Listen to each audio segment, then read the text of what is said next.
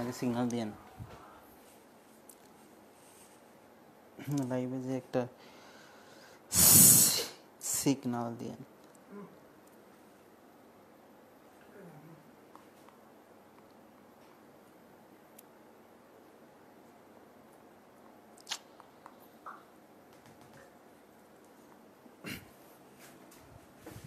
আসসালামু আলাইকুম সুপ্রিয় শিক্ষার্থীরা, কেমন আছো তোমরা সবাই?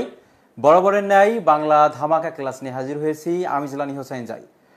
শুরুতে আমি জানতে চাইবো ভয়েস ক্লিয়ার আছে কিনা এবং কে কোন জেলা থেকে আমাদের এই ক্লাসটিতে যুক্ত হয়েছো একটু কমেন্টে ঝটপট জানিয়ে দাও। আজকের ক্লাসটি অত্যন্ত গুরুত্বপূর্ণ।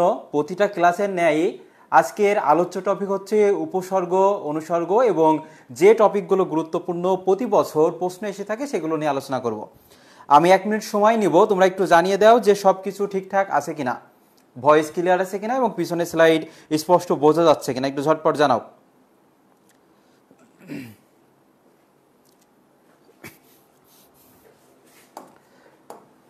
কে কোন জেলা থেকে যুক্ত হয়েছো এবং সবকিছু ঠিকঠাক আছে কিনা এবং তোমাদের স্পেশালি কোনো টপিক যদি থেকে থাকে যে আমাদের এই টপিকগুলোতে সমস্যা আছে সেটা নিয়ে আলোচনা করেন, সেটা একটু কমেন্টে জানাবা। সেই অনুযায়ী আমি ক্লাসে অগ্রসর হব পরবর্তী প্রশ্নের দিকে।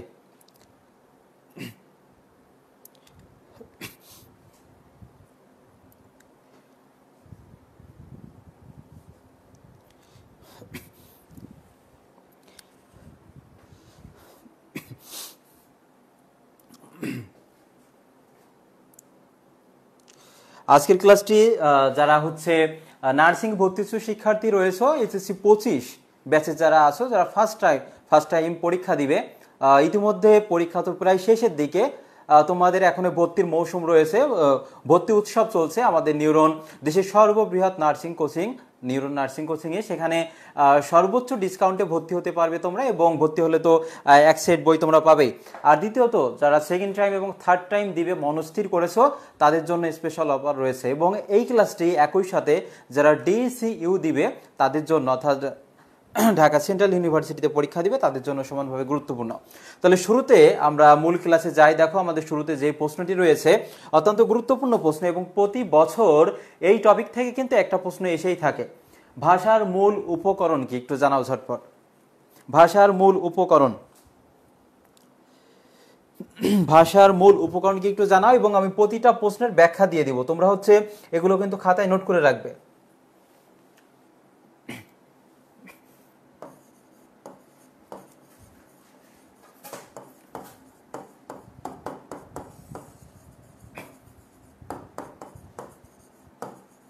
তোমরা উত্তর করতে থাকো আর আমি পাশাপাশি ব্যাখ্যা দিচ্ছি এবং বুঝিয়ে দিচ্ছি। আর ক্লাসের পিডিএফ পেতে হলে অবশ্যই নিজেদের টাইমলাইনে শেয়ার করব, 5 জন বন্ধুকে মেনশন করতে হবে। তাহলে দেখো, শব্দ যদি বলা হয় শব্দের ক্ষুদ্রতম অংশ কি, সেটা ধ্বনি হবে নাকি বর্ণ হবে? শব্দের ক্ষুদ্রতম অংশ। তাহলে আগে আমাকে জানতে হবে শব্দ হতে গেলে কয়টা কন্ডিশন পূরণ করতে হবে। দেখো আমি যদি এখানে একটা শব্দ লিখি যে পলাগো, আমি যদি এখানে লিখি এখানে দেখো পলাগো, এটা কি শব্দ? আদৌ কি এটা শব্দ? আরেকটা যদি আমি লিখি গোলাপ, তাহলে এই দুইটার মধ্যে শব্দ কোনটি সেটা একটু কমেন্টে জানাও তো। একটা লিখেছি পলাগো আর একটা লিখেছি গোলাপ, এই দুইটার মধ্যে শব্দ কোনটা সেটা একটু আমাকে কমেন্টে জানাও।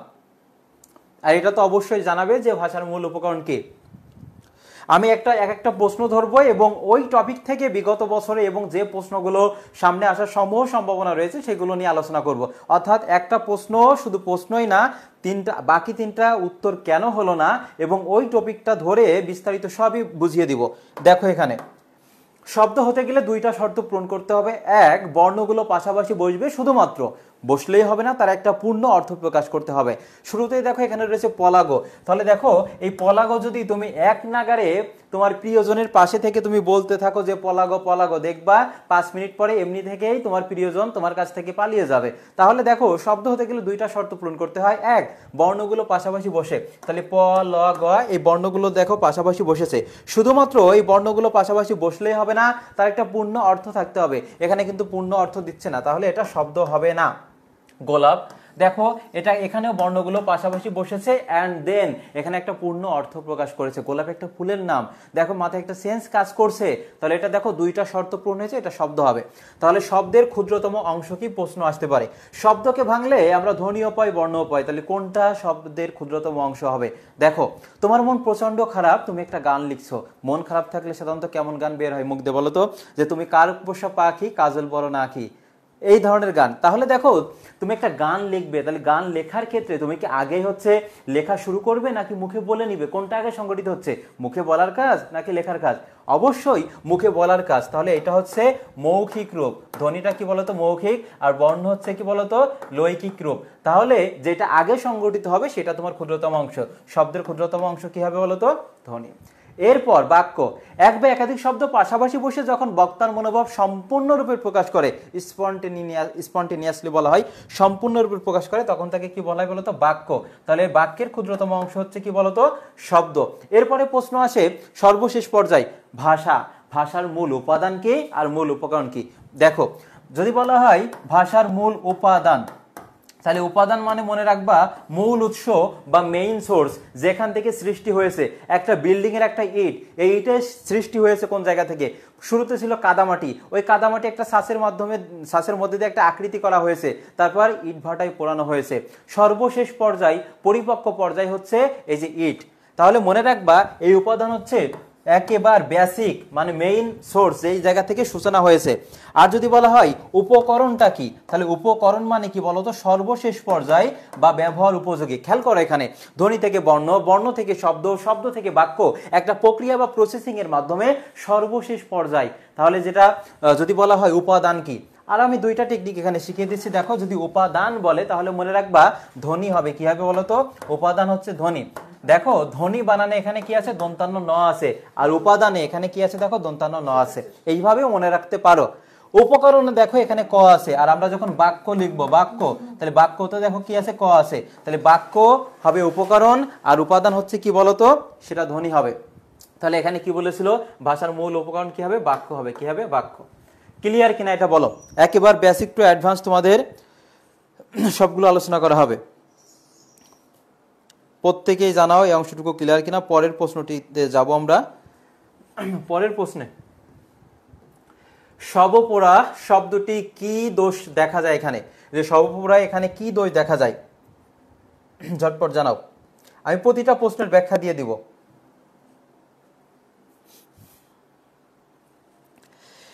এখানে হ্যাঁ ক্লিয়ার টু ফর্সা, সবপোড়া এখানে কোন দোষে এটা দূষণীয় রয়েছে, আকাঙ্ক্ষার ভুল প্রয়োগ রয়েছে, উপমার ভুল প্রয়োগ, দুর্বোধ্যতা। দুর্বোধ্যতা বিষয়টা কি দেখো, এই যে অনেকে অনেক সময় বলে তুমি আমার সঙ্গে প্রতারণা করছো, এই প্রতারণা শব্দটি না বলে বা ছল চাতুরি এটা যদি না বলে আমরা বলি তুমি আমার সঙ্গে প্রপঞ্চ করছো, প্রপঞ্চ। তাহলে দেখো যেই শব্দগুলো আমাদের বোধগম্য না, আমরা ব্যবহার করি না, সেটা হচ্ছে কি বলতো, দুর্বোধ্যতা। তাহলে এটা কিন্তু এখানে উত্তর হবে না, এটা জাস্ট উদাহরণ হিসেবে আমি দিলাম। আর এখানে বলেছে যে সাধু ও চলিত এর যে সংমিশ্রণ, সেটা হচ্ছে কি বলতো, এই গুরুচণ্ডালী হবে, কি হবে বলতো, গুরুচণ্ডালী। আরো কয়েকটি উদাহরণ আছে, যে উপমার ভুল প্রয়োগ, আমার হৃদয় মন্দিরে আশার বীজ উক্ত হলো। আরে হৃদয়ের মন্দিরে কি কখনো বীজ বপন করা যায় নাকি, বীজ বপন করতে হয় কোথায় বলতো, খেতে। তাহলে হৃদয়ের মন্দিরে বীজ বপন, আমার হৃদয় মন্দিরে আশার বীজ উক্ত হলো, উক্ত হয় না, বপন করতে হয়, আর বীজ বপন করতে হয় কোথায়, খেতে। তাহলে দেখো এই যে উদাহরণ দেওয়ার ক্ষেত্রে যদি আমরা ভুল বলি তখন সেটা হবে কি, উপমার ভুল প্রয়োগ হবে, উপমার ভুল প্রয়োগ। এখানে সেটাও দেওয়া হয়নি। তাহলে সাধু ও চলিত যে মিশ্রণ সেটা হবে কি বলতো, গুরুচণ্ডালী হবে। সকল আলেমগণ আজ উপস্থিত, এই বাক্যে কোন ধরনের ভুল আছে সেটা জানাও। তোমাদের ভুল যাক সমস্যা নেই, কারণ তোমার সব থেকে বড় শিক্ষক হচ্ছে তোমার ব্যর্থতা। তুমি প্রথমবার, যারা থার্ড টাইম নার্সিংয়ে, তো সেকেন্ড টাইম থার্ড টাইম আছে, যারা এখনো বিভিন্ন দুশ্চিন্তায় আছো যে আমার দ্বারা কি সম্ভব, আমার বন্ধু তো চান্স পেয়ে সে দিব্যি পোস্ট করছে, ওটা দেখে আমার তো কষ্ট, মানে আমার খারাপ লাগছে। মনোবল হারিও না, মনোবল ধরে রাখো এবং বেস্ট একটা সার্ভিস পাবে। আমাদের অফারে ভর্তি চলছে, তোমরা অবশ্যই যে পেজে ক্লাস হচ্ছে সেই পেজে ইনবক্সে নক দিয়ে রাখো, সর্বোচ্চ ডিসকাউন্টে ভর্তি হয়ে যাবে এবং কিছুদিনের মধ্যেই কিন্তু মূল লেকচারের ক্লাস শুরু হয়ে যাবে। এবার দেখো তাহলে সকল আলেমগণ আজ উপস্থিত। এই বাক্যে দেখো, একই বাক্যে যদি দুইটা বহুবচনবোধক শব্দ থাকে তখন তাকে বলা হয় বাহুল্য দোষ, এবং এই বাহুল্য দোষ শব্দের বাক্যের যোগ্যতা নষ্ট করে। যেমন এই বাক্যে দেখো সকলও বলছি, আবার আলেমগণও বলছি, একই বাক্যে দুইটা বহুবচনবোধক শব্দ ব্যবহার করা যাবে না, যদি করি তখন সেটা বাহুল্য দোষ এবং এটা বাক্যের কি হারায়, যোগ্যতা হারায়। তাহলে এখানে কি হবে, এখানে হচ্ছে যে বাহুল্য দোষ হবে, কি হবে, বাহুল্য দোষ। সঠিক উত্তর হবে বাহুল্য দোষ, ঘ। পরের প্রশ্নটি, বাক্যের মৌলিক উপাদান কি, এটা তোমাদের পারার কথা, বলো। বাক্যের মৌলিক উপাদান কি হবে?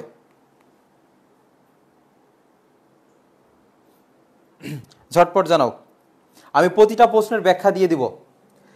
দেখো, একটা সার্থক বাক্যের গুণ থাকে কয়টা, তিনটা। একটা হচ্ছে আকাঙ্ক্ষা, একটা আসক্তি, আর একটা হচ্ছে যোগ্যতা। এখানে আকাঙ্ক্ষা বানানটা কিন্তু খুবই গুরুত্বপূর্ণ।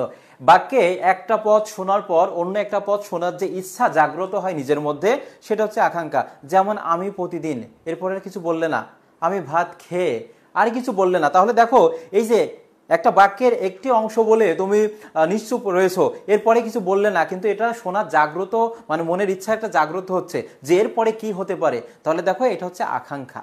এরপরে বাক্যগুলি যদি সুবিন্যস্ত না থাকে তাহলে ওই বাক্য হচ্ছে আসক্তির অভাব। যেমন 1971 বাংলাদেশ স্বাধীনতা অর্জন সালে, 1971 সালে বাংলাদেশ স্বাধীনতা অর্জন করে, এই বাক্যটা দেখো সুবিন্যস্ত আছে, কিন্তু এটা যদি তুমি এলোমেলো ভাবে বলো তাহলে ওই বাক্যে আসক্তির অভাব আছে। আরেকটা হচ্ছে যোগ্যতা, বাক্যের অন্তর্গত পদগুলোর যে মেলবন্ধন সেটা যদি না থাকে তাহলে ওই বাক্যটা যোগ্যতা হারায়। যেমন পাখিরা দল বেঁধে ঘাস খায়, পাখিরা তো দল বেঁধে ঘাস খায় না। হাতি আকাশে ওড়ে, এটাও সম্ভব না। বড়শি দিয়ে নারকেল পারো, এটাও সম্ভব না। তারপরে দেখো 2022-23 সেশনে এসেছিল যে পৃথিবী সূর্যের চারিদিকে নাচে, নাচে না তো, সেটা হবে ঘোরে। তাহলে দেখো, এটা অন্তর্গত যে ভাবগত মেলবন্ধন আছে বাক্যের, সেটা নাই, সেজন্য এটা কি হবে, যোগ্যতা হারিয়েছে। আর এখানে হবে বাক্যের মৌলিক উপাদান, এখানে যোগ্যতা আসক্তি এগুলো তো হবে না, এটা কি হবে, শব্দ। ধন্যবাদ। পরের প্রশ্নটি, কোনোভাবেই যা নিবারণ করা যায় না, এক কথায় কি বলা হয়? এক কথায় প্রকাশ থেকে সমর্থক শব্দ থেকে তোমাদের আসবে, এবং আমরা আমাদের লেকচার বই বা আমাদের মেইন যে গাইড বই আছে সেখানে হাইলাইট করে দিয়ে দিব যে এইগুলোই গুরুত্বপূর্ণ, 10 থেকে 15টা করে দেওয়া হয়েছে, সেগুলো পড়লেই কমন পাবে। তাহলে দেখো, কোনোভাবেই যা নিবারণ করা যায় না তাকে এক কথায় কি বলা হয় একটু জানাও। অনিবার্য নাকি দুর্নিবার?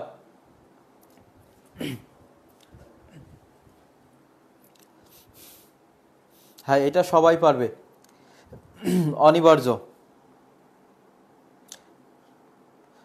যারা পরবর্তীতে যুক্ত হয়েছে একটু নিজেদের টাইমলাইনে শেয়ার করে রাখো। এরপরে দেখো, সত্য কথা না বলে বিপদে পড়েছি, এটা কোন ধরনের বাক্য? দেখো, তোমাদের গঠন অনুসারে বাক্য হচ্ছে 3 প্রকার। একটা হচ্ছে সরল বাক্য, একটা জটিল বা মিশ্র, আর একটা হচ্ছে যৌগিক বাক্য।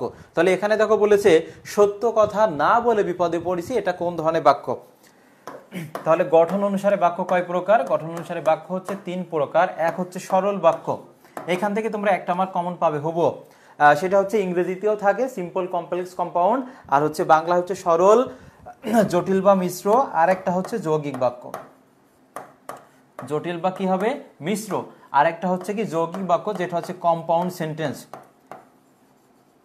তাহলে দেখো, যে বাক্যে একটি মাত্র সমাপিকা ক্রিয়া থাকবে এবং একটা কর্তা থাকবে, এক বা একাধিক অসমাপিকা ক্রিয়া থাকতে পারে, সেটা কি বলতো, সরল বাক্য। একটা কর্তা থাকবে এবং একটা সমাপিকা ক্রিয়া থাকবে। প্রশ্ন হচ্ছে যে ভাই, সমাপিকা ক্রিয়া কি, অসমাপিকা ক্রিয়া কি? যেটা দ্বারা সম্পূর্ণ বাক্য শেষ হবে সেটা সমাপিকা, এবং যেটা দ্বারা শেষ হবে না সেটা হচ্ছে অসমাপিকা। এখানে তারপরে রয়েছে জটিল বা মিশ্র বাক্য। শর্টকাটে মনে রাখবা, এই জটিল বা মিশ্র বাক্যের মধ্যে কি সাপেক্ষ সর্বনাম থাকে, একটা নির্ভরশীলতা সম্পর্ক বোঝায়, একে অপরের উপর কি থাকে, নির্ভরশীল থাকে। সাপেক্ষ সর্বনাম, যেমন যে, সে, যারা, তারা, যখন, তখন, যেখানে, সেখানে, এই যে একটা সাপেক্ষ ভাব কিন্তু বোঝায়, তখন সেটা কি হবে বলতো, সেটা জটিল বাক্য হবে। প্রশ্ন হচ্ছে জটিল ও মিশ্র যদি দুইটাই থাকে, জটিলকে প্রাধান্য বেশি দিবে। তারপরে হচ্ছে যৌগিক বাক্য, ইংরেজি হচ্ছে কম্পাউন্ড সেন্টেন্স। এই যৌগিক বাক্যের মধ্যে কিভাবে তোমরা চিনবে সেটা দেখো, এখানে যোজক বা অব্যয় এবং বিরাম চিহ্ন থাকতে পারে। বিরাম চিহ্নগুলো কিসের মতো কাজ করে, যোজকের মতো কাজ করে। এবং, আর, কিন্তু, সুতরাং, নতুবা, নচেত, বরং, কিন্তু, এইগুলো তোমার এই যৌগিক বাক্যের মধ্যে থাকে। তাহলে এখানে খেয়াল করো, সত্য না বলে বিপদে পড়েছি, এই বাক্যের মধ্যে কি কোনো সাপেক্ষ সর্বনাম আছে? উত্তর হচ্ছে না। কোনো যোজক বা অব্যয় আছে না, তাহলে এখানে দেখো সত্য কথা না বলে বিপদে পড়েছে, বাক্যটা কিন্তু সমাপ্ত, তাহলে এটা সমাপিকা, এখানে কোনো সন্দেহ নাই। এবং এখানে বলেছে সত্য কথা না বলে বিপদে পড়েছে, মানে আমি মনে করো আমি বলছি, তাহলে এখানে দেখো এটা একটা কর্তা আছে, বাক্যটা সমাপিকা, তাহলে এটা কি হবে?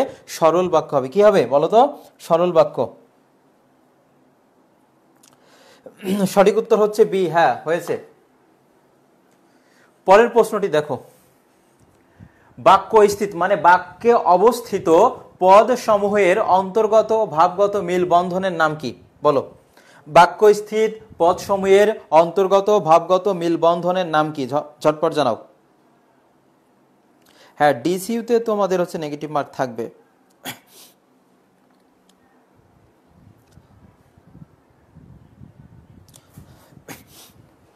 দেখি এই প্রশ্নটার উত্তর সবার আগে কে জানাতে পারে। বাক্যস্থিত পদ সমূহের অন্তর্গত ভাবগত মিলবন্ধনের নাম কি? এটা হচ্ছে আসত্তি। আসত্তি মানে কি বলতো? সেখানে তোমার সুবিন্যস্ত থাকবে পদগুলো, আর আকাঙ্ক্ষা তো বললামই পূর্ণতা এখানে আসবে না। তাহলে এই যে অন্তর, মনে রাখবে অর্থগত ভাবগত মিলবন্ধনের নাম সেটা হচ্ছে যোগ্যতা। কি হবে বলতো? যোগ্যতা হবে। যোগ্যতা, আসত্তি না। আসত্তি কেন হবে? যদি এলোমেলো থাকতো বাক্যটা তখন সেটা আসত্তির অভাব হতো। এখানে দেখো অর্থগত ভাবগত মিলবন্ধন, সেটা যোগ্যতা হবে। বাক্যের একক কি? বাক্যের একক কি হবে? এবং উপসর্গ থেকে তোমাদের প্রশ্ন আসতে পারে। উপসর্গ আজকে আমি অনেকগুলো প্রশ্ন দিব, বেসিকটাও আলোচনা করব। শুরুতেই দেখো উপসর্গ যদি বেসিক থেকে প্রশ্ন আসে, যদি বলা হয় বাংলা উপসর্গ কয়টি? বাংলা উপসর্গ এটা হচ্ছে 21টি। মনে রাখবে বাংলাদেশের জনসংখ্যা বেশি, অর্থাৎ বাংলা উপসর্গ বেশি হবে, 21টি হবে।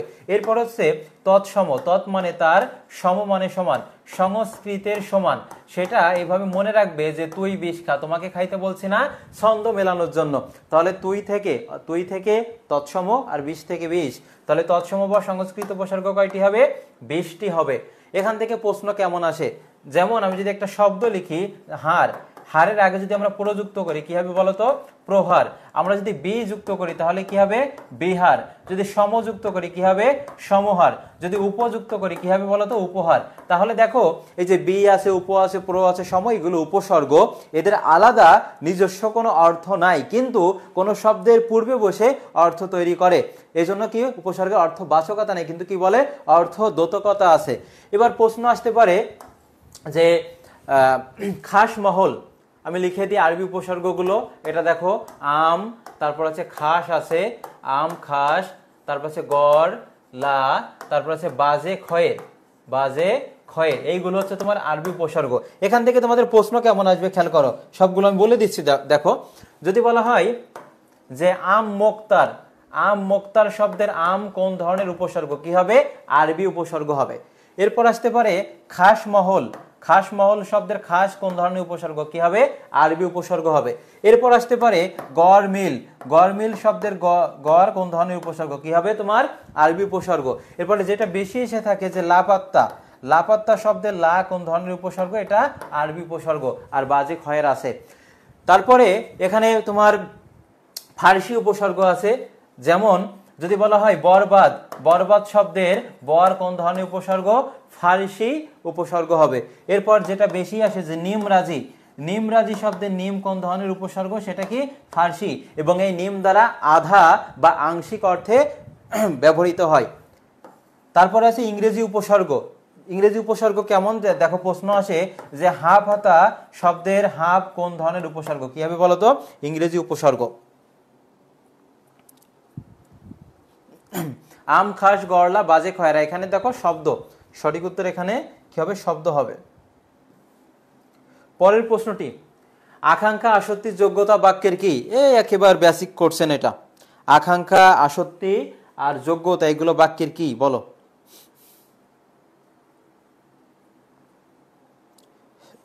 এটা ঝটপট জানো, আমাদের অনেক প্রশ্ন রয়েছে, সবগুলো আলোচনা করব।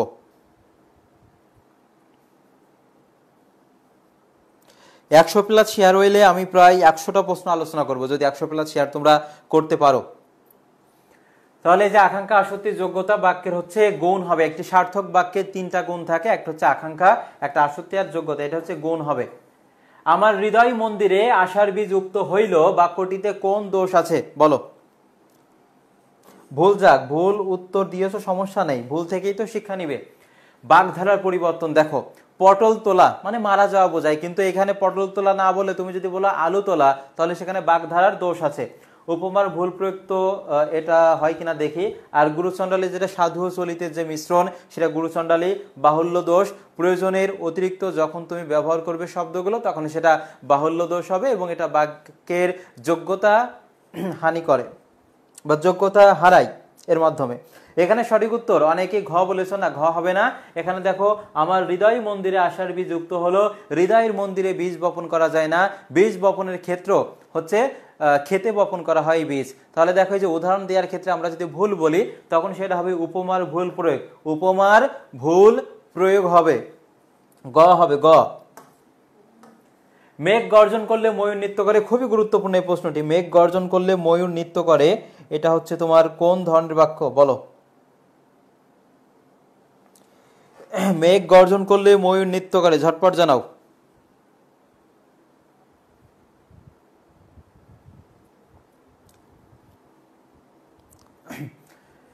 দেখো, সরল বাক্যের যে কন্ডিশনগুলো ছিল, একটা সমাপিকা ক্রিয়া থাকবে এবং হচ্ছে একটা কর্তা থাকবে এবং এখানে কোনো সাপেক্ষ সর্বনাম যোজক এইগুলো বা অব্যয় এখানে থাকবে না। তাহলে মেঘ গর্জন করলে ময়ূর নৃত্য করে বাক্যটা শেষ, সমাপিকা। এবং মেঘ গর্জন করলে ময়ূর নৃত্য করে একজন কিন্তু কর্তা হিসেবে এখানে আছে। তাহলে এখানে এটা কি হবে? সরল বাক্য হবে। কি হবে বলো তো? সরল বাক্য। তোমরা আমাকে একটু জানাও যে এই যে মেঘ গর্জন করলে ময়ূর নৃত্য করে, এর জটিল বাক্যটা কি হবে? জটিল। এবং আরেকটা বিষয় মনে রাখবা, এই যে শেষ 48তম যে বিসিএসটা গিয়েছে কিছুদিন আগে, সেখানে কিন্তু এই প্রশ্নটা এসেছে, মেঘ গর্জন করলে ময়ূর নৃত্য করে, এখানে এটার যৌগিক বাক্য কি হবে, যৌগিক রূপ কি হবে, এটা কিন্তু এসেছিল।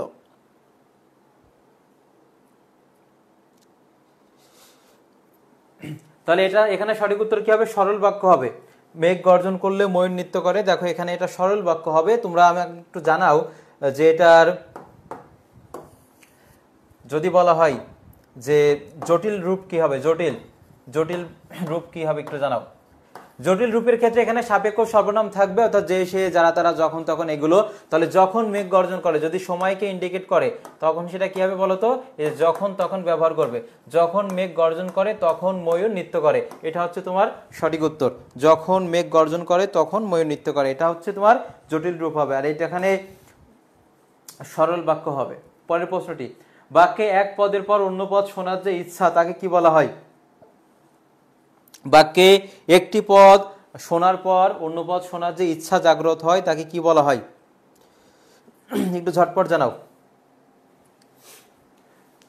এই যে আমি প্রতিদিন বা আমি হচ্ছে বাড়িতে গিয়ে, আর কিছু তুমি বললে না, এর পরের পদগুলো শোনার কিন্তু ইচ্ছা জাগ্রত হচ্ছে তোমার মধ্যে, তাহলে এটা কি হবে বলতো? আকাঙ্ক্ষা হবে। কি হবে? আকাঙ্ক্ষা। এবং আকাঙ্ক্ষা বানানটা গুরুত্বপূর্ণ, তোমাদের বানান থেকে একটা প্রশ্ন থাকবে, একটা বা দুইটা থাকে, একটা থাকবে আকাঙ্ক্ষা ও এবং কি হবে? ক্ষীয় হবে, উম্ম কিন্তু না উচ্চারণটা। আর আশঙ্কাতে কি হবে? ও আর কি হবে? ক হবে, ক, আশঙ্কা। তারপর বাক্যের অর্থ সঙ্গতি রক্ষার জন্য সুশৃঙ্খল পদ বিন্যাসকে কি বলে? বাক্যের অর্থ সঙ্গতি রক্ষার জন্য সুশৃঙ্খল পদ, যদি প্রতিটা পদ এলোমেলো থাকে, যেমন 1971 বাংলাদেশ স্বাধীনতা অর্জন সালে, বাক্যটা এমন ছিল 1971 সালে বাংলাদেশ স্বাধীনতা অর্জন করে, কিন্তু তুমি দেখো পদগুলো এলোমেলো ভাবে বললে, তাহলে এটা কি? এই বাক্যে সুবিন্যস্ত নাই। আর সুবিন্যস্ত যদি না থাকে ওই বাক্যটিতে কি আসক্তির অভাব থাকে। কি থেকে বলতো? আসক্তি।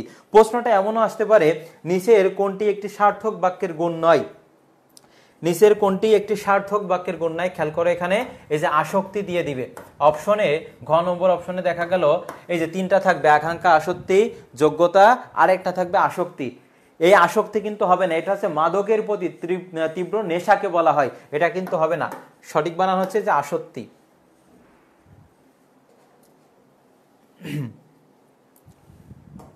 এরপর জ্ঞানী লোক সকলের শ্রদ্ধা পান, জ্ঞানী লোক সকলের শ্রদ্ধা পান, এটা হচ্ছে তোমার কোন ধরনের বাক্য বলো? আর যারা পরে এসেছো, পিডিএফ পেতে হলে অবশ্যই নিজেদের টাইমলাইনে শেয়ার করতে হবে।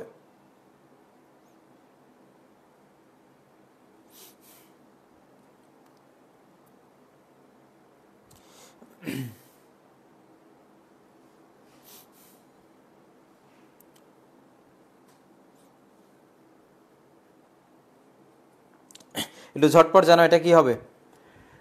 জ্ঞানী লোক সকলে শ্রদ্ধা পান, এটা কোন ধরনের বাক্য? খেয়াল করো তাহলে এখানে সরল বাক্যের মধ্যে কি দেখছি আমরা, আমি একটু আগে আলোচনা করেছিলাম বাক্যটি সমাপিকা ক্রিয়া হবে এবং হচ্ছে একজন কর্তা সেখানে থাকবে। এই বাক্যের মধ্যে কোনো সাপেক্ষ সর্বনাম নাই, কোনো যোজক বা এগুলো কিছু নাই, তাহলে এটা কি হবে বলো তো? এটা হচ্ছে সরল বাক্য হবে। জ্ঞানী লোক সকলে শ্রদ্ধা পান, এটা হচ্ছে কি হবে? সরল বাক্য হবে। পরের প্রশ্নটি, বাক্যের দুটি অংশ থাকে, সেই অংশ দুটি কি? মনে রাখবা একটা সার্থক বাক্যের গুণ থাকে তিনটা: আকাঙ্ক্ষা, আসক্তি আর যোগ্যতা। আর একটি বাক্যের কয়টি অংশ থাকে? অংশ থাকে কয়টি সেটা একটু জানাও। আমি উদাহরণটা দিচ্ছি, তোমরা একটু উত্তর করতে থাকো। আমি যদি বলি যে রহিম স্কুলে যায়, রহিম স্কুলে যায়, আমার ক্ষেত্রে হচ্ছে তোমার রস্যই হবে, আর অন্যদের ক্ষেত্রে সব হচ্ছে অন্তস্থ অ হবে। খেয়াল করো এখানে, তাহলে একটি বাক্যের দুইটা অংশ থাকে, একটা হচ্ছে উদ্দেশ্য আর একটা হচ্ছে বিদেহ।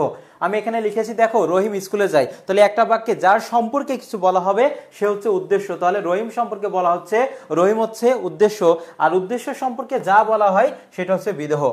তাহলে স্কুলে যায় এই অংশটি হচ্ছে বিদেহ হবে, গ হবে সঠিক উত্তর, উদ্দেশ্য আর বিদেহ হবে। পরের প্রশ্নটি, গঠন অনুযায়ী বাক্য কত প্রকার? আগেই আলোচনা করেছি, তারপর একবার বলো, গঠন অনুযায়ী বাক্য কত প্রকার?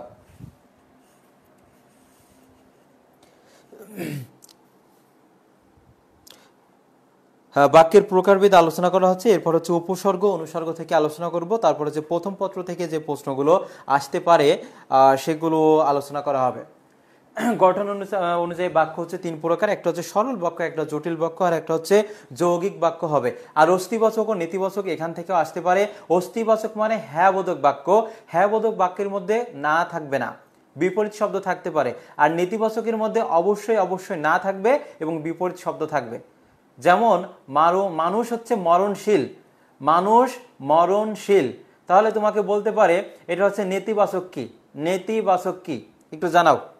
মানুষ মরণশীল এই বাক্যটার নেতিবাচক কি হবে? নেতিবাচকের মধ্যে অবশ্যই না থাকবে এবং বিপরীত শব্দ থাকবে। আর এখানে গঠন অনুযায়ী বাক্য হচ্ছে তিন প্রকার।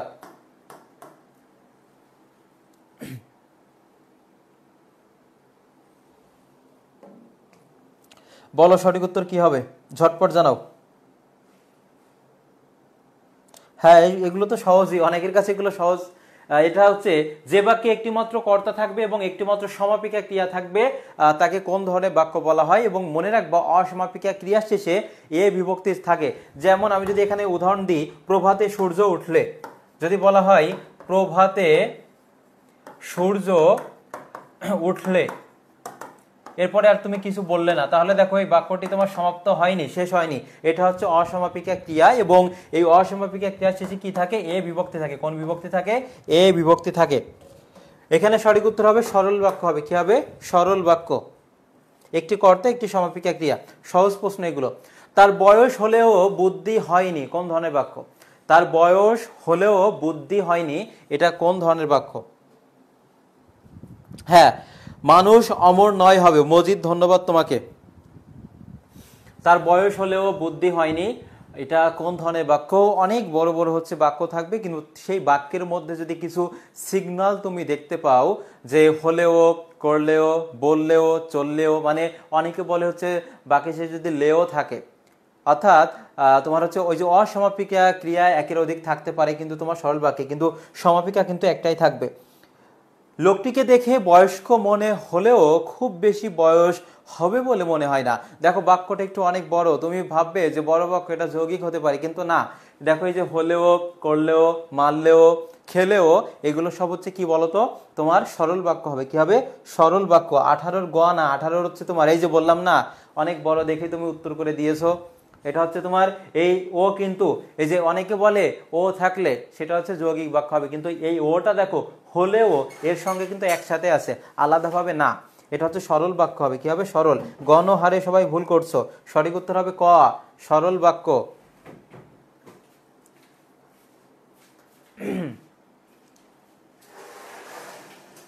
যৌগিক না, সরল। এই যে গণহারে ভুল করেছে এটা। যেখানে বাঘের ভয় সেখানে সন্ধে হয়, বাক্যটি গঠন অনুসারে কি, এবং এই পেজে কিন্তু আরো 3 থেকে 4টা অনেকগুলো ক্লাস নেওয়া রয়েছে তোমাদের, যাতে বাংলায় যাদের সমস্যা তারা দেখে নিতে পারো। এর আগের দিন কিন্তু কারক নিয়ে আলোচনা করা হয়েছে, তারপর হচ্ছে ভাষার উৎপত্তি, ধ্বনি বর্ণ প্রকরণ যুক্ত বর্ণ সবগুলো নিয়ে কিন্তু আলোচনা করা হয়েছে, সেগুলো দেখে নিবা। যেখানে বাঘের ভয় সেখানে সন্ধে হয়, এটা কোন ধরনের বাক্য? যুক্তবর্ণ থেকে তোমাদের প্রশ্ন আসতে পারে। দেখো কয়েকটি যুক্তবর্ণ দিচ্ছি, মানে যেগুলো বেশি গুরুত্বপূর্ণ, পরীক্ষায় আসার সমূহ সম্ভাবনা রয়েছে, এগুলো একটু জানিয়ে দাও।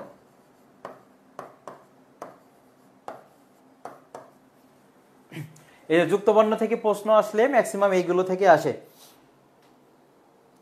তাহলে দেখো এখানে যেখানে বাঘের ভয় সেখানে সন্ধে হয়, আর হচ্ছে তাহলে এখানে দেখো যেখানে আছে এবং কি আছে সেখানে সাপেক্ষ ভাব যদি বোঝায় তখন সেটা কি হবে বলো তো? জটিল বাক্য হবে। কি হবে? জটিল বাক্য হবে। যেই তার দর্শন পেলাম, তাহলে প্রশ্নটা এমন আসতে পারে, যেই মাহির দর্শন পেলাম সেই আমি স্থানটা পরিত্যাগ করলাম। তাহলে দেখো যেই দর্শন পেলাম সেই স্থানটা পরিত্যাগ করলাম, এ ধরনের এটা কি জটিল হবে, এটা কি মিশ্র হবে নাকি সরল বাক্য হবে, একটু জানিয়ে দিও। আর যুক্তবর্ণ ব্যাখ্যা এখানে কোন কোন বর্ণ আছে সেগুলো একটু জানাও, যদিও আমি সবগুলো উত্তর তোমাদেরকে করে দিব। তাহলে যেখানে এখানে কি হবে বলতে, যে জটিল বাক্য হবে, জটিল। দেখো উত্তরগুলো দেখো। ক্ষিয়, এখানে ক্ষিয়কে ভাঙলে আমরা পাই ক, আর কি পাই? মূর্ধন্যসা পাই। পেট কাটা আবার কেউ বলিও না, এটা মূর্ধন্যসা হবে। এখানে অনেকে বলবে ক্ষিয় যোগ মূর্ধন্যসা, কিন্তু এখানে না, এটা হ যুক্ত ম হবে। কি হবে? হ যুক্ত কি হবে? ম হবে। আর এখানে দেখো কি কি আছে? 3টা আছে। আগে ক্ষিয়কে ভাঙলে আমরা পাই ক যোগ মূর্ধন্যসা পাই, আর নিচে দেখো আছে, তখন সেটা কি হবে? ম হবে। হ যুক্ত না, বানানটা দেখো, যদি বলা হয় মধ্যাহ্ন বানান, মধ্যাহ্ন বানান, তাহলে এখানে মধ্যাহ্ন বানান বানানে কি হবে বলতো? এখানে হ যুক্ত ন হবে।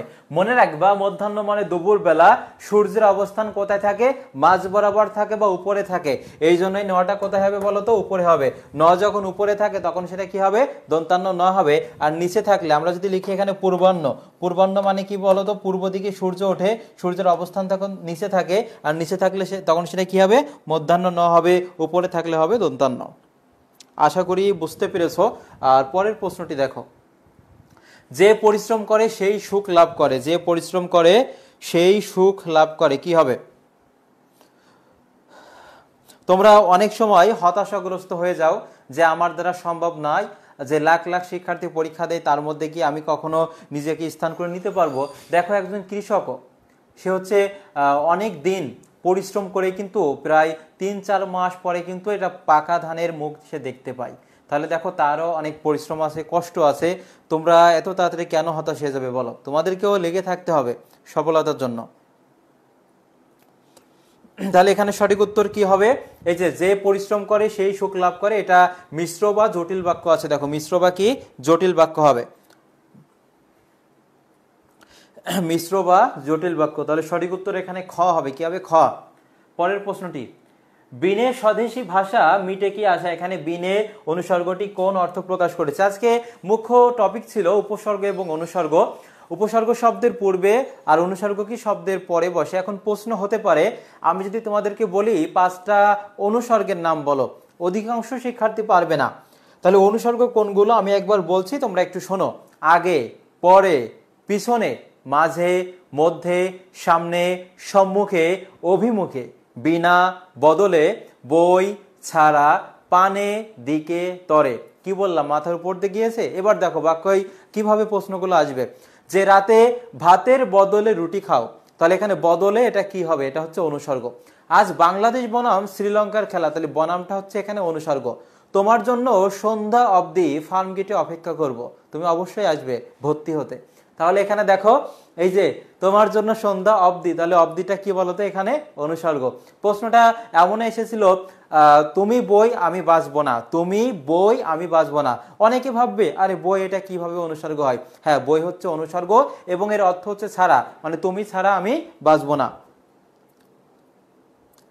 20 নম্বর, যে পরিশ্রম করে সেই সুখ লাভ করে, যে সে যারা তারা যখন তখন সাপেক্ষ সর্বনাম আছে, এটা কি হবে? জটিল বাক্য হবে। জটিল বা মিশ্র দুইটাই অপশনে আছে।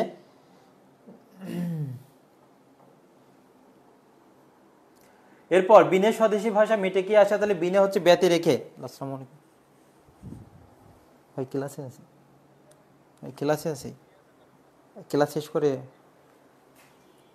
তাহলে এটা কি হবে, ব্যতি রেখে বা অভাবে ব্যতি রেখে হবে। ব্যতি রেখে মানে বাংলা ভাষা আমাদের মনের ভাবগুলো, মনের মাধুরীগুলো আমরা বাংলা ভাষার মাধ্যমে কিন্তু ফুটিয়ে তুলতে পারি। তাহলে দেখো এটা কি হবে, এই যে মানে বাংলা ভাষাটা ব্যতি রেখে বাদ দিয়ে অন্য কোনো ভাষায় আমরা ওইভাবে কিন্তু মনের ভাবটা আমরা ফুটিয়ে তুলতে পারি না। তাহলে এটা কি হবে, ব্যতি রেখে বা অভাবে। পরের প্রশ্নটি, দুঃখ বিনা সুখ লাভ হয় কি মহিতে, মানে দুঃখ ছাড়া এই পৃথিবীতে সুখ লাভ হয় না। মানে তুমি অনেক পরিশ্রম করবে, তারপরে দেখো তোমার যদি ব্যর্থতাই না থাকে তাহলে তুমি যে সুখের মূল্যটা কিভাবে বুঝবে। দেখো এই পৃথিবীতে প্রত্যেকটা জিনিসের বিপরীত দিক আছে বলেই কিন্তু ভালোটা মানে পজিটিভের এত মূল্য। যদি ফেল না থাকতো তাহলে পাশের মূল্য কিন্তু এইভাবে থাকতো না। বোঝা গেছে? যদি সাফল্য না থাকতো তাহলে এই যে ব্যর্থতা না থাকলে কিন্তু সাফল্যের মূল্যটা এভাবে বোঝা যেত না। এই ভাবি কল দেয়নি। দেখো দুঃখ বিনা সুখ লাভ হয় কি মহিতে, তাহলে এখানে বিনা হচ্ছে কি, এখানে বলো তো অনুসর্গ। আর একটা গান আছে না, ভাবি কল দিলে তো অন্যভাবে বলতাম, এইভাবে বলে কেউ, তুমি বিনে আকুল পরাণ থাকতে চাই না ঘরে। তো তাহলে দেখো এই যে জাস্ট একটা গানও আছে কিন্তু, তাহলে এই বিনাটা কি হবে বলো তো, বিনা হচ্ছে অনুসর্গ, বিনা কি হবে, অনুসর্গ। এখন প্রশ্ন হচ্ছে এই যে কারক শব্দের অর্থ কি একটু জানাও। এবং তোমাদের বিভক্তি থেকেও কিন্তু প্রশ্ন আসে। বিভক্তি যেমন প্রথমা বিভক্তি, এখানে কোনো বিভক্তি নাই, তাহলে শূন্য বিভক্তি হবে। দ্বিতীয় বিভক্তি হচ্ছে কে রে ব্যাপিয়া, কে রে কি হবে, ব্যাপিয়া। আর তৃতীয় বিভক্তি কোনগুলো বলো তো, দ্বারা দিয়া কর্তৃক। চতুর্থী হচ্ছে কে রে জন্য নিমিত্ত। প্রশ্ন হতে পারে দ্বিতীয়ার মধ্যেও কে রে আছে, চতুর্থীর মধ্যে কে রে আছে, কিভাবে পার্থক্য করব। মনে রাখবা দ্বিতীয় বিভক্তিগুলো দ্বারা সাধারণত কাজ করা বোঝায়। পঞ্চমী হচ্ছে মাইনাস বোঝাবে, হতে থেকেছে। ষষ্ঠী হচ্ছে র এর, সপ্তমী হচ্ছে এ অন্তস্থ অতে। তাহলে দেখো এখানে এই যে বিভক্তি তো বলেই দিয়েছি, উপসর্গ আলোচনা করা হয়েছে, অনুসর্গ তো আলোচনা করছি।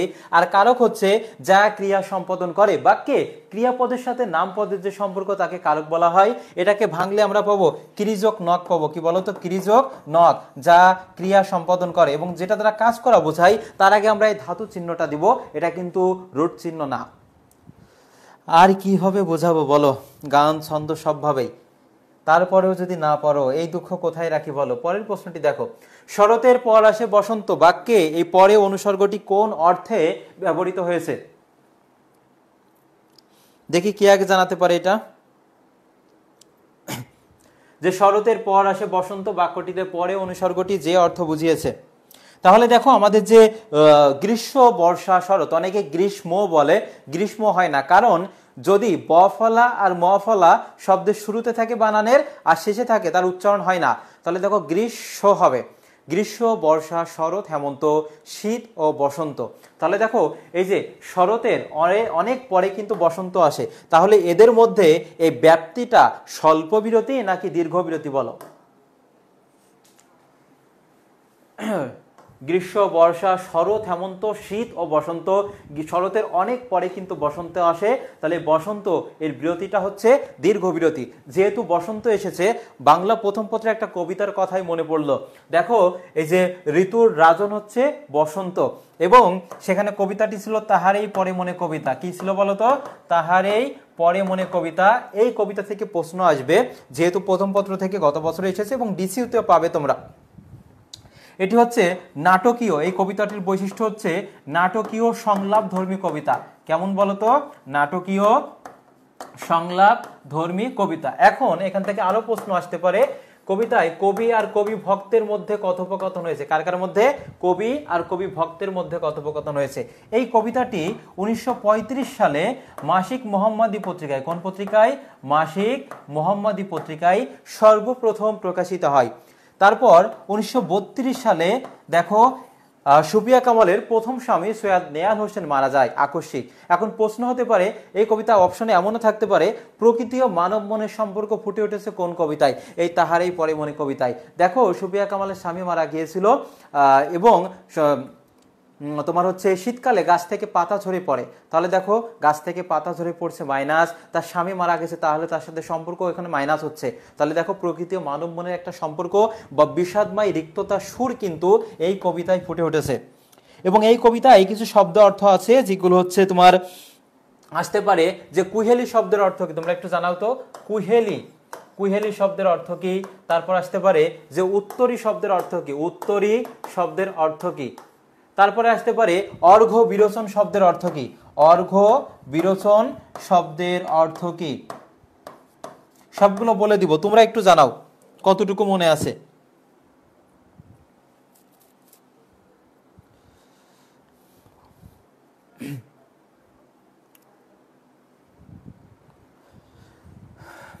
কুহেলি শব্দের অর্থ কি? কুহেলি, আরে দুলাভাই মারা যাবে না, ওর স্বামী মারা গিয়েছিল। দুলাভাই মারা গেলে কি এত কষ্ট পায় কেউ? তাহলে দেখো এই যে কুহেলি শব্দের অর্থ হচ্ছে কুয়াশা হবে, কি হবে বলো তো? কুহেলি শব্দের অর্থ হচ্ছে কুয়াশা হবে। উত্তরী শব্দের অর্থ হচ্ছে চাদর, উত্তরী শব্দের অর্থ চাদর বা উত্তরীয় হবে, উত্তরীয় যে কোনো একটা। আরেকটা হচ্ছে দেখো তোমার অর্ঘ্য বিরোচন শব্দের অর্থ পূজার উপকরণ বোঝায়, পূজার উপকরণ। পরের প্রশ্নটি, কি হেতু এসেছো তুমি, কহ বিস্তারিত। তুমি কেন এসেছো আমাকে একটু বিস্তারিত ভাবে বলো। যে এটা অনেক সময় ওই যে প্রাক্তন আছে না, প্রাক্তন আবার যদি ফিরে আসতে চাই তাহলে তখন আমি একটা ছেলে মানুষের নাম নিই, তাহলে এটা মনে গেঁথে যাবে তোমাদের।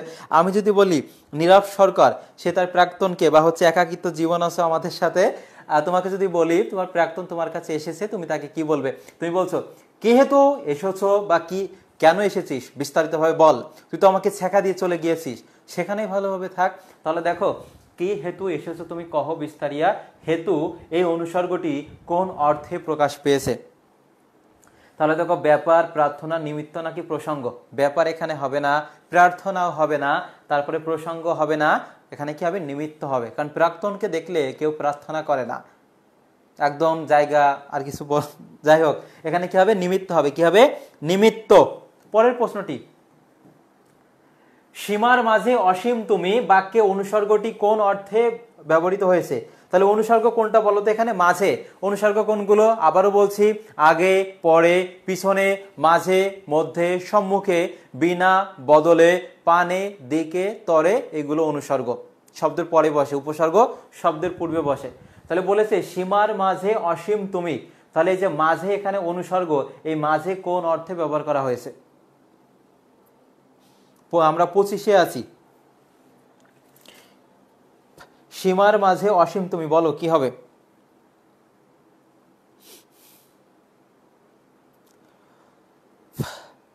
একটু ঝটপট জানাও। মানে এই সীমানা যে বাউন্ডারি লাইন বলা হয় এর মধ্যে অসীম, তাহলে দেখো এই মাঝে তারা এখানে মধ্যেকে বোঝাচ্ছে, সীমার মধ্যে তুমি অসীম। কি হবে এখানে বলো তো? এই যে মধ্যে হবে। ধন্যবাদ গ যারা জানিয়েছ।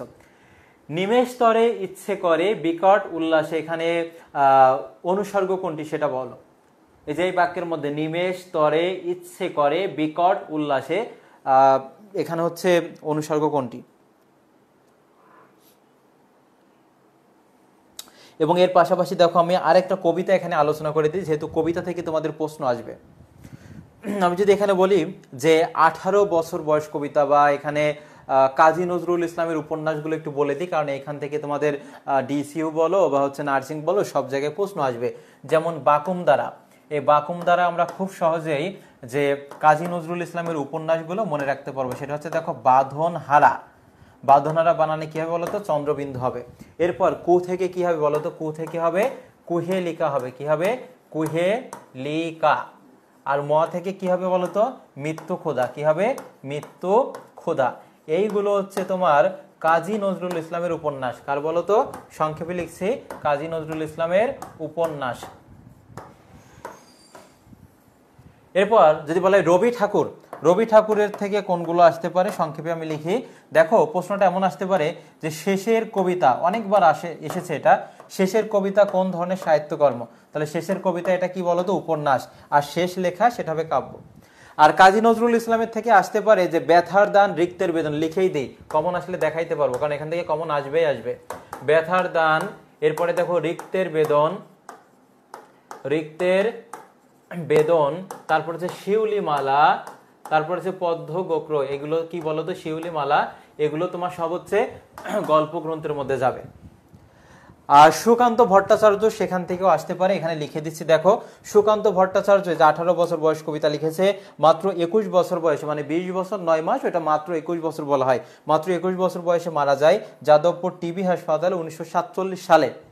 এখন প্রশ্ন হতে পারে যে তার যে কাব্য গ্রন্থগুলো রয়েছে, যেমন ঘুম নেই, এখান থেকে একটা আসবে, দুইটাও আসতে পারে স্লাইড থেকে, আমি চ্যালেঞ্জ সহকারে পড়াই এবং পরীক্ষার পরে কিন্তু হুবহু কমন দেখাই। দেখো কি কি, দেখো একটা হচ্ছে ঘুম নেই, একটা হচ্ছে পূর্বাভাস, একটা হচ্ছে মিঠে করা, একটা হচ্ছে হরতাল, আমি আর লিখছি না, ঘুম নেই, পূর্বাভাস, মিঠে করা, হরতাল, অভিযান। আরেকটা হচ্ছে তিনি ফ্যাসিবাদ বিরোধী লেখক শিল্পী সংঘের সাথে আকাল নামে একটি কাব্যগ্রন্থ সম্পাদনা করেছেন। 18 বছর বয়স কবিতা থেকে যদি প্রশ্ন আসে, বলবে এ বয়স কি জানে, রক্তদানের পুণ্য। এরপরে তোমার এ বয়সের কিছু ইতিবাচক বৈশিষ্ট্য আছে, মানে ভালো দিক, অদম্য তারুণ্য শক্তি, তারপরে প্রাণ তীব্র প্রখর, দুর্বল, সাহসী, আত্মপ্রত্যয়। এরপর নেতিবাচক দিক আছে, যেমন ভয়ঙ্কর, আঘাত, সর্বনাশ, বেদনাগ্রস্ত। এবং 18 বছর বয়স কবিতাটি কোন ছন্দে রচিত একটু জানাও তো। আর এখানে হবে নিমিত্ত, কোন ছন্দে রচিত সেটা একটু জানাও।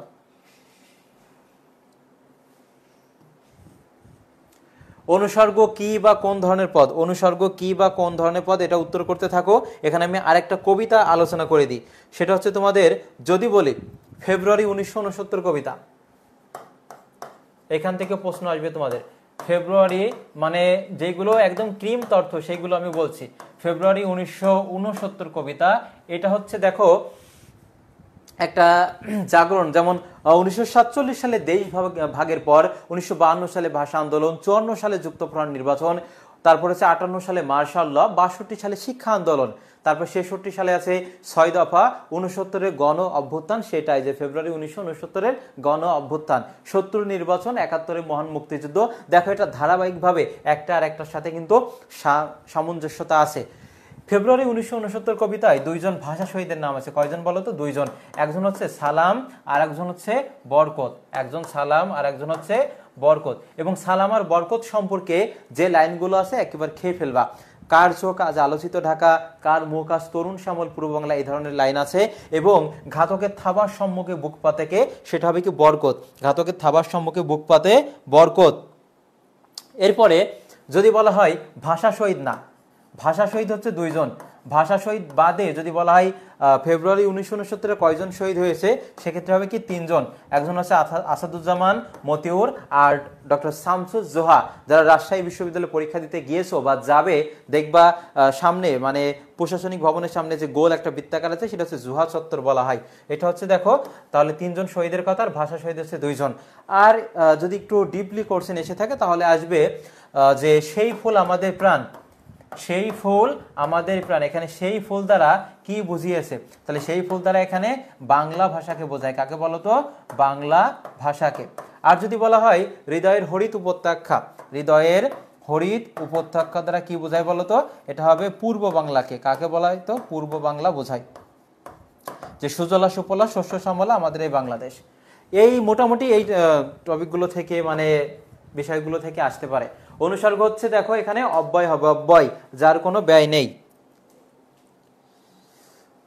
তারপর পরের প্রশ্ন, অনুসর্গ কি কাজ করে এটা একটু জানাও। এবং আমি এর সাথে সাথে আরেকটা কবিতা আলোচনা করব, সোনাত্তরী কবিতাটা, তোমরা একটু জানাও যে উপসর্গ কি কাজ করে।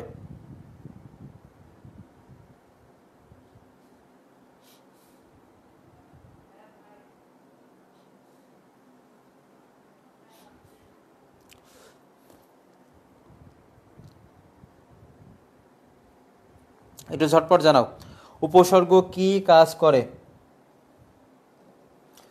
এর পাশাপাশি দেখো সোনাত্তরী কবিতা আলোচনা করব, সোনাত্তরী থেকে তোমরা একটা পাবে। তোমরা একটু জানাও যে সোনাত্তরী কবিতা এটা হচ্ছে কোন ছন্দে রচিত। সোনাত্তরী কবিতা বা 18 বছর বয়স, এই দুইটা থেকে আসতে পারে। সোনাত্তরী কবিতা এটা হচ্ছে কোন ছন্দে রচিত সেটা একটু জানাও। এটি হচ্ছে রূপক বা জীবন দর্শন আশ্রিত কবিতা, রূপক বা কি জীবন দর্শন আশ্রিত কবিতা। খেয়াল করো সোনাত্তরী এটা হচ্ছে এর প্রতীকী অর্থ হচ্ছে মহাকাল, মহাকাল, তারপর থাকতে পারে জগৎ সংসার, জগৎ সংসার, আর একটা হচ্ছে কি প্রভমান সময়। কি হবে বলতো? প্রভমান সময় হবে। মহাকাল, জগৎ সংসার ও প্রভমান সময়। আমরা যখন মারা যাব এই মহাকাল আমাদের দৈহিক যে গড়নটা সেটা নিবে না, আমাদের যে কৃতকর্মগুলো রয়েছে সেটাই কিন্তু গ্রহণ করবে। এখানে আরো কিছু প্রশ্ন আছে যে সোনারতরী কবিতায় ছোট ক্ষেত, ছোট ক্ষেত কিসের প্রতীক? এটা উত্তর করে দিও কিন্তু। হ্যাঁ, ঘ হবে, বাক্যের অর্থ প্রকাশে সাহায্য করে, এটা হবে সঠিক উত্তর। ছোট ক্ষেত এটা হবে পৃথিবী, মানে দুনিয়াবি যে জীবন সেটাকে বুঝিয়েছে সংক্ষিপ্ত। এরপরে যদি বলা হয় সোনারতরী কবিতায় বাঁকা জল, সোনারতরী কবিতায় বাঁকা জল কিসের প্রতীক? সেটা হবে কি দেখো, অনন্ত কাল স্রোত, অনন্ত কাল স্রোত বা প্রতিকূল অবস্থা হবে। কি হবে বলতো? প্রতিকূল অবস্থা হবে, অনন্ত কাল স্রোত বা প্রতিকূল অবস্থা। এরপরে যদি বলা হয় সোনারতরী কবিতায় বিদেশ, বিদেশ কিসের প্রতীক? বিদেশ হচ্ছে চিরায়ত শিল্পালোকের প্রতীক। কি হবে? চিরায়ত শিল্পালোকের প্রতীক। এরপরে আসতে পারে মাঝি কিসের প্রতীক? মাঝি হচ্ছে নির্মোহ মহাকাল, মাঝি হচ্ছে কি নির্মোহ মহাকালের প্রতীক হবে, নির্মোহ মহাকাল। এরপরে প্রশ্ন আসতে পারে সোনারতরী কবিতায় কখন বা কোন সময়ের কথা বলা হয়েছে সেটা মনে রাখবা, প্রভাত বেলা। কি হবে? প্রভাত বেলা। তরু ছায়ামসী মুখে, তরু ছায়ামসী মাখা বলতে কি বুঝিয়েছে? সবগুলোই যেগুলো গুরুত্বপূর্ণ আলোচনা করছি। তরু ছায়ামসী মাখা, এটা দেখো কালচে রঙের, কালচে রং অর্থে ব্যবহার করা হয়েছে। আর এটা হচ্ছে মাত্রা বৃত্ত ছন্দে রচিত। ধন্যবাদ। মাত্রা বৃত্ত ছন্দে রচিত। পরের প্রশ্নটি, যে সকল অব্যয়সূচক শব্দ কখনো স্বাধীন পদ রূপে আবার কখনো শব্দ বিভক্তি রূপে ব্যবহৃত হয় তাকে কি বলে?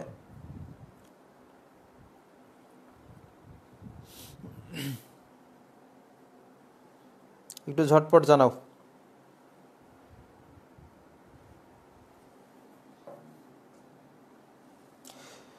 এরপরে দেখো তোমাদের নাটক থেকে প্রশ্ন আসবে, তারপরে অপরিচিতা বিলাসী, এগুলো আমি নেক্সট দিন তো আলোচনা করে দিব বিস্তারিত। নাটক থেকে দেখো, যদি বলা হয় সিরাজউদ্দৌলা নাটক, এটা কোন ধরনের নাটক? ঐতিহাসিক। কি হবে বলতো? ঐতিহাসিক। নাটকে অঙ্ক কয়টি আছে বলতো? নাটকে অঙ্ক আছে 4টি। আর যদি বলা হয় দৃশ্য সংখ্যা কয়টি আছে, এখান থেকে একটা কমন পাবা, দৃশ্য সংখ্যা হচ্ছে 12টি আছে। এবং তৃতীয় অঙ্কে দৃশ্য সংখ্যা সব থেকে বেশি। প্রথম উক্তিটি কার ছিল? প্রথম উক্তিটি ছিল ক্যাপ্টেন কেলেটনের ছিল। কার ছিল বলতো? ক্যাপ্টেন কেলেটন। শেষ উক্তি কার ছিল? শেষ উক্তি ছিল মোহাম্মদী বেগের, মোহাম্মদী বেগ।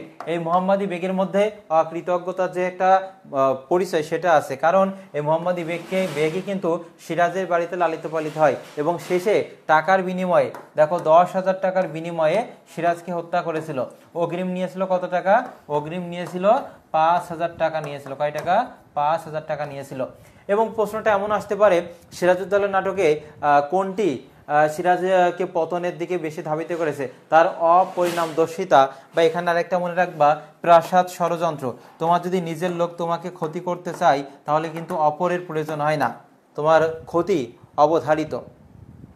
এবং এই নাটক থেকে কোনটি কার উক্তি, এগুলো থেকে প্রশ্ন আসবে। কোনটি কার উক্তি, এ ধরনের প্রশ্ন কিন্তু আসবে। মীর জাফরের উক্তি, তারপরে দেখো ওয়াটসন আছে, তারপর ঘসেটি বেগমের আছে, আমিনা আছে, এই উক্তিগুলো এখান থেকে আসবে।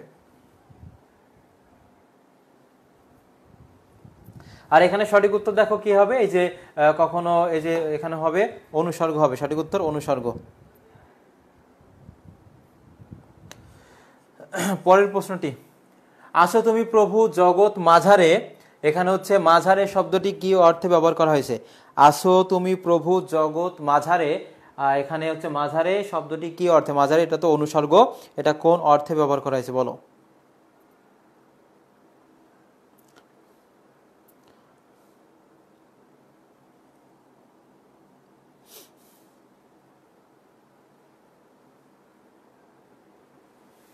তাহলে দেখো এই যে প্রভু কি এক জায়গায় থাকে? সব জায়গায় তিনি বিরাজমান থাকে। তাহলে দেখো এই যে মাঝারে এটা অনুসর্গ এবং এটা দ্বারা বুঝিয়েছে ব্যাপ্তি, মানে সব জায়গায় থাকে। এখানে সঠিক উত্তর হবে গ হবে, ব্যাপ্তি হবে। কি হবে? ব্যাপ্তি। যা বলছি এর ভিতর থেকে কমন পাবা। প্রতি, বিনা, মাঝে ইত্যাদি কিসের উদাহরণ? অনুসর্গ, উপসর্গ, প্রত্যয় নাকি বচন? বচন শব্দের অর্থ সংখ্যার ধারণা, সেটা এক বচন আছে, বহু বচন আছে। বিশেষ করে তোমাদের এই বচন থেকে সিঙ্গুলার এবং প্লুরাল, আজকে তোমাদের পেইড ব্যাচেও কিন্তু এটা আলোচনা আমি করেছি, ডিসিইউ এর যেটা ছিল, সেখানে যে সিঙ্গুলার এবং প্লুরাল থেকে তোমাদের ডিসিইউতে একটা পাবে যে কোনটি কোন বচন, ভালো করে পড়বা। আর প্রত্যয়, প্রত্যয় থেকে দেখো তোমাদের বেসিক থেকে যদি প্রশ্ন আসে, যেমন চলন্ত, চলন্ত একটি শব্দ, তাহলে দেখো এই চলন্ত শব্দটিকে যদি আমরা আমাদেরকে প্রকৃতি প্রত্যয় করতে বলে তাহলে কি হবে? এটা কি হবে? দুইটা অংশ, একটা হচ্ছে চল, দেখো যেখানে থামবে এবং কোনো কার থাকবে না সেখানে আমরা হর্ষ চিহ্ন দিব, এখানে থেমেছে কোনো কার নাই দিয়েছি হর্ষ চিহ্ন, চল যোগ, বাকি থাকে কি দেখো দন্ত নয় তাই যে লিখেছি দন্ত নয় তাই, এখানে কোনো কার নাই, যদি কার না থাকে সেক্ষেত্রে নীল বর্ণ বা নীলিন বর্ণ অ বসবে, চল যোগ অন্ত হবে। এবার প্রশ্ন হচ্ছে এই চল দ্বারা হাঁটা, চলা, খাওয়া, দেখা, করা, যেগুলো দ্বারা কাজ করা বোঝাবে, তার আগে আমরা ধাতু চিহ্ন দিব, এটা কিন্তু রুট চিহ্ন না। তাহলে চল, এই যে প্রথমে যেটা থাকে সেটা হচ্ছে মূল অংশ, বা এটাকে বলা হয় প্রকৃতি, বলা হয় কি বলা হয়? তো প্রকৃতি। আর যেটা পরে থাকে বা প্রকৃতির পরে যে বর্ণ বা বর্ণ সমষ্টি যুক্ত হয় অতিরিক্ত অংশ, তাকে বলা হয় প্রত্যয়, বলা হয় কি বলা হয়? তো বলো তো, প্রত্যয় বলা হয়, কি বলা হয়? প্রত্যয়। এখানে হচ্ছে অনুসর্গ হবে, অনুসর্গ। কর্ম প্রবচনীয় শব্দ কোনগুলো? কর্ম প্রবচনীয় শব্দ কোনগুলো একটু জানাও। তোমাদের সমাস থেকে প্রশ্ন আসবে, সমাস, যা আমি একটু আলোচনা করি একটু ঝটপট। যদি বলা হয় উভয় পদের অর্থের প্রাধান্য পায়, উভয় পদ, সেক্ষেত্রে মনে রাখবা দ্বন্দ্ব সমাস। কোন সমাস? দ্বন্দ্ব। যেমন মা বাবা, ভাই বোন, মাসি পিসি, পূর্বপদ পরপদ উভয় পদের অর্থের প্রাধান্য পায়, এটা দ্বন্দ্ব সমাস হবে। এরপর যদি বলা হয় দম্পতি কোন সমাস? জায়া ও পতি, এটা কি হবে বলো তো? দ্বন্দ্ব সমাস হবে। এরপর সাহেব, বিবি ও গোলাম, মানে সাহেব, বিবি ও গোলাম, এটা হচ্ছে বহুপদী দ্বন্দ্ব হবে। আর যেখানে বিভক্তি লোপ পায় না সেটা হচ্ছে অলুক দ্বন্দ্ব হবে। কি হবে? অলুক দ্বন্দ্ব।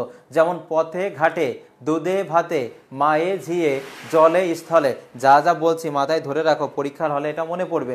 এটা কি হবে বলো তো? তোমার অলুক দ্বন্দ্ব হবে। এরপরে যদি বলা হয় তোমার পূর্ব পদের প্রাধান্য পায় কোন সমাস? পূর্ব পদ, সেটা মনে রাখবে অব্যয়ীভাব সমাসে। কোন সমাস? অব্যয়ীভাব সমাস। এই অব্যয়ীভাব সমাস কয়েকটা অর্থে হয়ে থাকে, যেমন অভাব অর্থে অব্যয়ীভাব সমাস হয়ে থাকে, যেমন আলুনি, নুনের অভাব, অব্যয়ীভাব সমাস। এরপরে আসতে পারে যে দূরত্ব অর্থে বা সামীপ্য অর্থে, যেমন যথাবিধি, যথারীতি, রীতিকে অতিক্রম না করে, যথাসাধ্য, সাধ্যকে অতিক্রম করে না করে, এগুলো সব হচ্ছে তোমার অব্যয়ীভাব সমাস হবে। এরপর উপজেলা, জেলার সদৃশ, এগুলো সব হচ্ছে তোমার অব্যয়ীভাব সমাস হবে। এরপর যদি বলে পরপদের অর্থের প্রাধান্য পায় কোন সমাসে, এগুলো মনে রাখবা। তোমরা একটু কমেন্টে এটা দেখে দেখে লেখো, সেটা দেখো। আর এখানে সঠিক উত্তর হবে ক, বিনা সনে পড়ে। পরপদ মনে রাখবে কর্মধারায়, কর্মধারায়, তারপর আছে কি তৎপুরুষ, কর্মধারায় তৎপুরুষ, আর একটা হচ্ছে কি বলতো, এই যে দিগু আছে। আমরা যে কাজকর্মগুলো করব, আমাদের এই কাজকর্মগুলোর কৃতকর্মের ফল আমরা কোথায় পাবো? পরকালে পাবো। এই জন্য মনে রাখবো কর্মধারায় সমাসের পরপদ প্রধান হবে।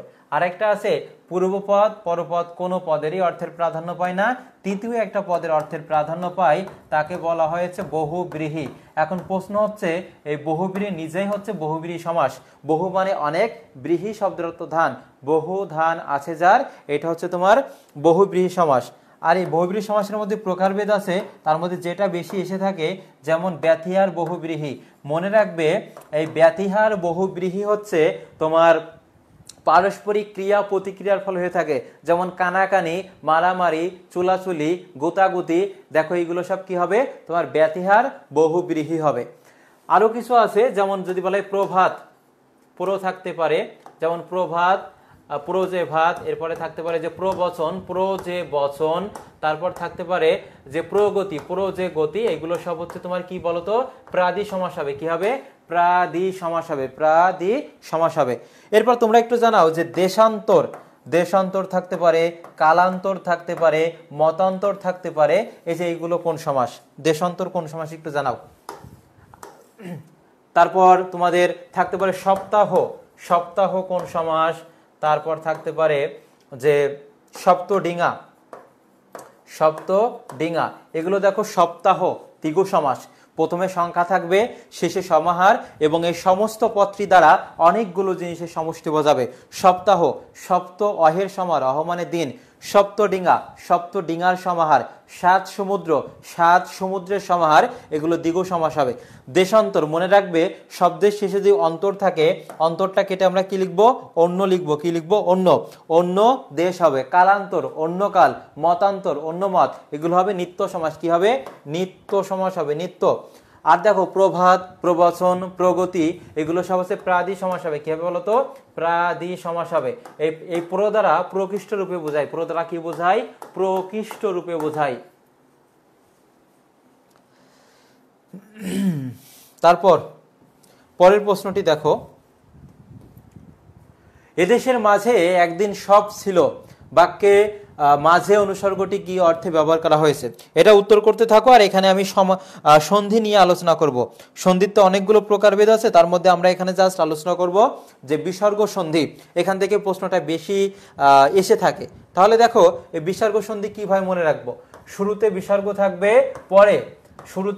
থাকবে, পরে স্বর বা ব্যঞ্জনের যে কোনো একটা থাকবে, সেটা হচ্ছে তোমার বিসর্গ সন্ধি হবে।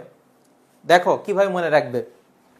শশী নামে আমার একটা বান্ধবী ছিল, তার সাথে একদিন আমার প্রচন্ড ঝগড়া হয়। সে আমার কাছে অনেক ক্ষমা চাইলেও আমি তাকে রাগের মাথায় ধাক্কা দিয়ে বললাম, কি বললাম দেখো, এই যে শশী,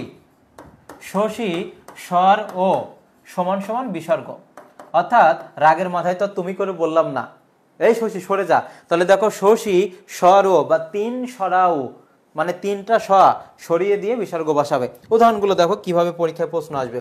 কোনো শব্দের মধ্যে যদি এই তিনটা স্বয়ের একটা স থাকে, তালবস্য, মূর্ধন্য ষ, দন্ত স থাকতে পারে, র থাকতে পারে, রেফ থাকতে পারে, ওকার, এইগুলো যদি থাকে, এগুলো উঠিয়ে দিয়ে কি বসাবে? বিসর্গ। উদাহরণগুলো দেখো, যদি বলা হয় দুশ্চিন্তায় সন্ধি বিচ্ছেদ কি? তাহলে দেখো এখান থেকে বাদ দিবা কোনটা? এই যে তালবস্যা বাদ দিবে। তাহলে তালবস্যা বাদ দেওয়ার জন্যই কিন্তু দু ছিল, প্রথমে দু লিখেছ, তালবস্যা বাদ দেওয়ার জন্যই কিন্তু বিসর্গ দিবে। আর বাকি কি থাকে দেখো, এই যে চিন্তা বাকি থাকে, চিন্তা। তাহলে দু বিসর্গ কি হবে? চিন্তা। এরপরে যদি আমি আরো কয়েকটা উদাহরণ দিই, যে প্রাতরাশ, এটি গুরুত্বপূর্ণ, প্রাতরাশের সন্ধি বিচ্ছেদ কি? তাহলে তোমার টেকনিকটা কি দেখো, এই যে তিনটা স্বয়ের একটা স যদি থাকে, র, রেপ, ওকার থাকলে সেটা তুমি বাদ দিয়ে দিবে, আর এখানে ক উত্তর হবে। তাহলে শুরুতে তুমি কি লিখবে বলো তো? প্রাত লিখবে, প্রাত, আর এই যে রটা কেটে কি দিবে? বিসর্গ। বাকি কি থাকে দেখো? তালবস্য থাকে। এখন প্রশ্ন হচ্ছে, এখানে একটা কার ছিল, সন্ধি বিচ্ছেদের ক্ষেত্রে যে কার থাকলে সেটা পূর্ণবর্ণে লিখবে। কোন কার আছে? আকার, এখানে কি হবে? আ। যদি বলা হয় অহরহের সন্ধি বিচ্ছেদ কি? তাহলে প্রশ্ন একই রকম, তুমি উত্তর করবে। প্রথমে কি লিখবে বলো তো? এই যে অহ লিখবে, এই যে র কেটে কি দিবে? র কেটে বিসর্গ দিবে। বাকি থাকে কি? এই যে হ। যদি কোনো কার না থাকে সেক্ষেত্রে আমরা কি বসাবো? নিলিন বা লিন বর্ণ অকে বসাবো। আশা করি বুঝতে পেরেছো। পরের প্রশ্নটি দেখো, অনুসর্গের আরেক নাম, এটা আমি বলেই দিলাম, কর্ম প্রবচনীয় অব্যয় হবে। তোমার তরে এনেছি মালা গাথিয়া, এটা তরে হচ্ছে হেতু অর্থ। আর এটা বলো 36 নম্বর, বন্ধু সহ ছেলেটি স্থান ত্যাগ করলো, বন্ধু সহ ছেলেটি স্থান ত্যাগ করলো, এখানে সহ এটা কোন অর্থে ব্যবহার করা হয়েছে? বন্ধু সহ ছেলেটি স্থান ত্যাগ করলো, এটা কোন অর্থে ব্যবহার করা হয়েছে? মানে বন্ধু সহ সে এক সূত্রে, তাহলে সেক্ষেত্রে হবে কি দেখো? সহগামিতা হবে, সহগামিতা। গমন, এই যে ভাববাচক বিশেষ্য আছে, যেমন যাওয়ার কাজকে কি বলা হয় বলতো? গমন বলা হয়। খাওয়ার কাজকে বলা হয় ভোজন বলা হয়। দেখার কাজকে দর্শন বলা হয়। এগুলো তোমার হচ্ছে ভাববাচক বিশেষ্য, এটা সহগামিতা হবে। সন্ধ্যা অবধি অপেক্ষা করব, অনুসর্গটি কোন অর্থে ব্যবহার করা হয়েছে? সন্ধ্যা অবধি, মানে সন্ধ্যা পর্যন্ত অপেক্ষা করব। তাহলে এখানে অবধি এটা দ্বারা বুঝিয়েছে পর্যন্ত, এবং এটা হচ্ছে একটা অনুসর্গ। তোমরা এই সপ্তাহে আর বৃহস্পতিবার ক্লাস পেতে পারো, বৃহস্পতিবার না, বুধবার খুব সম্ভবত। আর শুক্র শনি তো এমনি তোমরা ক্লাস পাবে, সেটা পেইড বেসে পাবে, এমনি ফ্রিতেও পাবে। তোমার কাছে সুখসে পেলাম শুধু লজ্জা, বলো এই বাক্যে অনুসর্গ কোনটি? তোমার কাছে সুখসে পেলাম শুধু লজ্জা, এখানে অনুসর্গ কোনটা? সহজ প্রশ্ন।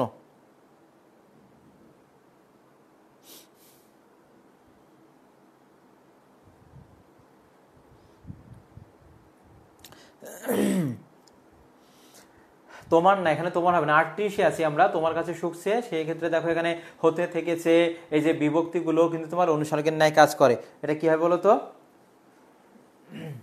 আগে পরে পিছনে মাঝে মধ্যে সামনে সম্মুখে অভিমুখে বিনা বদলে, এগুলো হচ্ছে তোমার অনুসর্গ। পানে দেখিয়েছে, এগুলো অনুসর্গ। পরের প্রশ্নটি, অনুসর্গ মূলত কোন ধরনের পদ? এটা হবে অব্যয় পদ।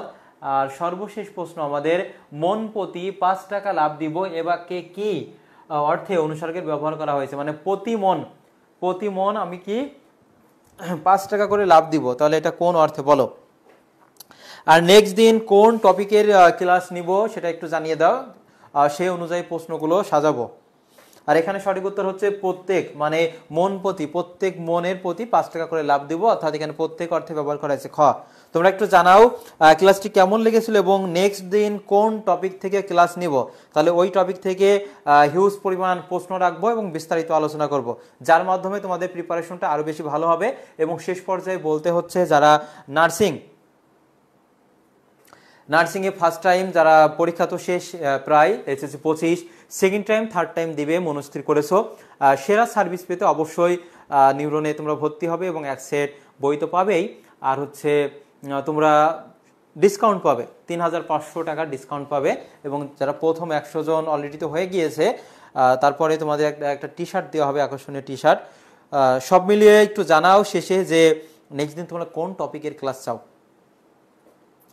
ভাইয়া কারক নিয়ে ক্লাস নেন, তাসফিয়া ইসলাম আখি, তুমি এই ক্লাসের নিচে দেখো একটি ক্লাস রয়েছে, সেটা কারকের ক্লাস। সমাস, মজিদ, সমাস নিয়ে যেগুলো আলোচনা করলাম এর বাইরে কিছু লাগবে না, যদি আসে তারপরেও ক্লাস পাবা। বাংলা ফার্স্ট পেপার রাকিব হোসেন, আমি যে প্রশ্নগুলো পোস্ট করতেছি ওর বাইরে কিছু আসবে না, এবং আরও পাবা। জিকে ক্লাসও পাবা, জিকে ক্লাস নিবে তোমাদের। জানাও কারো কিছু জানার থাকলে সেটা বলো। এবং আমার ক্লাস থেকে তুমি সর্বোচ্চ কমন পাবে এবং হুবুও কমন পাবে, যেগুলো পোস্ট করছি নিয়মিত এবং যে ক্লাসে যেগুলো রাখছি সেগুলো পড়ো জাস্ট। তাহলে আজকের ক্লাসটি এ পর্যন্তই, দেখা হবে পরবর্তী কোনো এক ক্লাসে।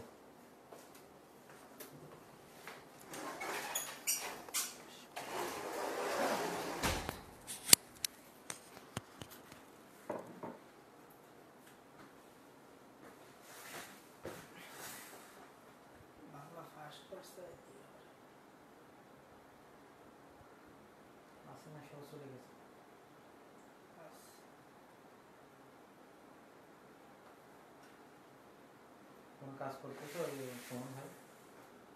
চলে গেছে।